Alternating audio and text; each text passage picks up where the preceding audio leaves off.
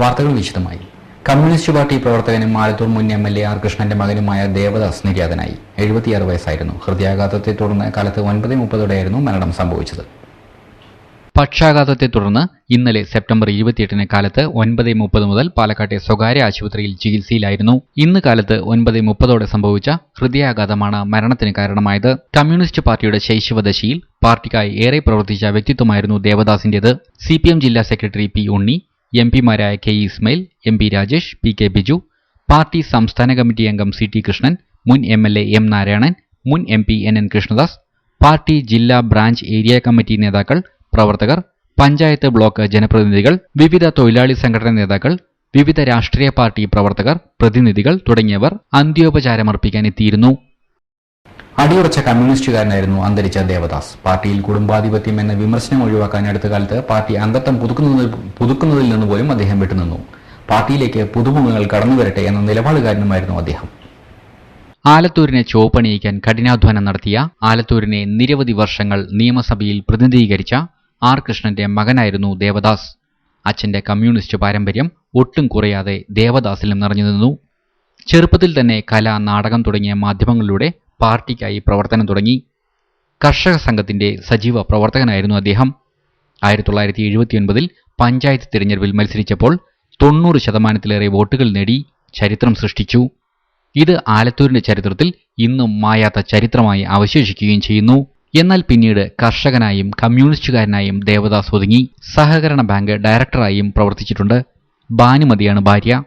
മക്കൾ Catholic Syrian Bank മാനേജറായ Prathapan, Eagle food product ഉടമ ധനഞ്ജയൻ, കൃഷിക്കാരനായ ഗൗതമൻ, സംസ്ഥാന സഹകരണ സർക്കിൾ യൂണിയൻ ഡയറക്ടറും CPM ആലത്തൂർ ഏരിയ സെക്രട്ടറിയുമായ K. D. പ്രസേനൻ, യാക്കര ശ്രവണ സംസാര സ്കൂൾ അധ്യാപിക ധാത്രി എന്നിവരാണ്. ആലത്തൂർ സ്റ്റാറ്റിസ്റ്റിക്കൽ വകുപ്പ് ജീവനക്കാരനും യുക്തിവാദി സംഘം ജില്ലാ പ്രസിഡന്റുമായ K. P. ശബരിഗിരീഷ് മരുമകനാണ്.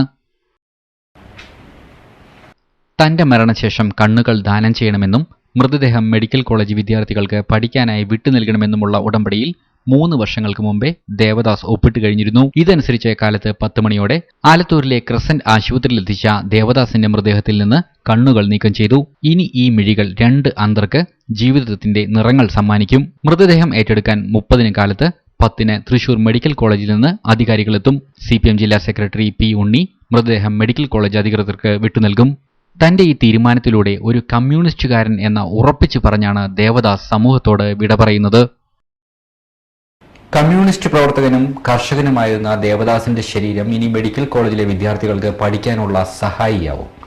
നിര്യാതനായ ദേവദാസിന്റെ അന്ത്യാഭിലാഷ പ്രകാരം ശരീരം തൃശൂർ മെഡിക്കൽ കോളേജിന് കൈമാറി. മരണം ബാക്കിയാക്കുന്നത് വിശ്വാസത്തിന്റെ കുറെ ചടങ്ങുകളാണെങ്കിൽ ഇന്നലെ മരിച്ച ദേവദാസിന് ആ ചടങ്ങുകളോടും പറയാനുണ്ടായിരുന്നത് ഒരു കമ്മ്യൂണിസ്റ്റുകാരന്റെ മനുഷ്യനിൽ മാത്രമുള്ള അചഞ്ചലമായ വിശ്വാസം ഒന്നിനെക്കുറിച്ച് മാത്രമായിരുന്നു. 3 വർഷം മുൻപേ തന്നെ തന്റെ മൃതദേഹം മെഡിക്കൽ കോളേജിന് പഠിക്കാനുള്ള ഉപകരണമാവണമെന്ന് സമ്മതപത്രത്തിൽ ദേവദാസ് ഒപ്പിട്ടിരുന്നു. ഇതനുസരിച്ച് കാലത്ത് 11 മണിയോടെ ദേവദാസിന്റെ ഭൗതിക ശരീരം ഏറ്റുവാങ്ങാൻ തൃശൂർ മെഡിക്കൽ കോളേജിൽ നിന്ന് ബന്ധപ്പെട്ടവരെത്തി. കർഷക സംഘം സംസ്ഥാന കമ്മിറ്റി അംഗം C. T. കൃഷ്ണൻ ഇവർക്ക് മൃതദേഹം വിട്ടുനൽകാനുള്ള സമ്മതപത്രം നൽകി. ഇതോടെ മരണാനന്തര ചടങ്ങുകൾ കഴിഞ്ഞു. മെഡിക്കൽ കോളേജ് അധികൃതർ പരേതനെ ഫ്രീസറിൽ നിന്ന് ആംബുലൻസിലെ സ്ട്രക്ചറിലേക്ക് മാറ്റി. അദ്ദേഹം ഉപയോഗിച്ച കണ്ണട ഉൾപ്പെടെയുള്ള ഭൗതിക വസ്തുക്കൾ വീട്ടുകാർക്ക് തിരിച്ചു നൽകി. ചടങ്ങുകൾക്ക് സാക്ഷിയാകാനെത്തിയ പലരും വിതുമ്പലടക്കാൻ പ്രയാസപ്പെടവേ മൃതദേഹം ആംബുലൻസിലേക്ക് മാറ്റി. ആംബുലൻസ് യാത്ര തുടർന്നു. ഇനി ദേവദാസിന്റെ ശരീരം മെഡിക്കൽ കോളേജിലെ വിദ്യാർത്ഥികൾക്കുള്ള പഠന സഹായിയാവും. ആരാലും തിരിച്ചറിയാനാവാത്ത തരത്തിൽ. പക്ഷേ ദേവദാസിനെ തിരിച്ചറിഞ്ഞ ഒരു പ്രസ്ഥാനവും നാടും ഒരിക്കലും മറക്കാത്ത ഓർമ്മകളുമായാണ് ഈ വീട്ടിൽ നിന്ന് മടങ്ങിയത്.